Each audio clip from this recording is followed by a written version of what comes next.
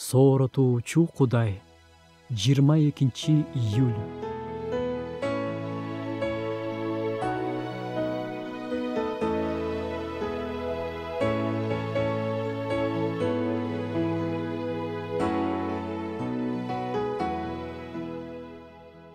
Термин фобия бул иррационалдык коркунуч. Бул белгилүү бир кырдаалдан, белгилүү предметтерден коркуу. Автофобия бул жалгыздыктан коркуу болуп эсептелет. Эгерде дагы коркунучтар тууралуу сөз кылсак, жогоруда айтылган фобиялардын 400дөн ашык түрү бар жана бул коркунучтар далилденген.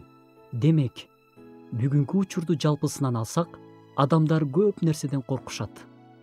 Ыйык жазууда Ысрайыл элинин 10 осуятты алгандан кийинки коркунучу жазылат. Бүт эл күндүн күркүрөгөнүн, сурнай үнүн угуп, жалынды, түтөгөн тоону көрүп коркуп, артка кетенчиктеп, алыс турду. Муса элди тынчтандырып, анан аларга кызыктуу сөздөрдү айтты. Коркпогула, Кудай силерди сыноо үчүн, андан коркушуңар үчүн келди. Мусанын айткан сөзү бири-бирине каршыдай туюлат. Коркпогула, бирок корккула. Чынында коркунуч эки маанини берет. Биринчиси адамдарды коркуткан көрүнүштөр.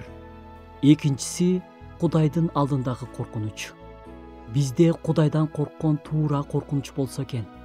Кудай баарынан күчтүү жана бизге коркунучту жеңип, эр жүрөктүүлүккө ээ болгонго жардам берет.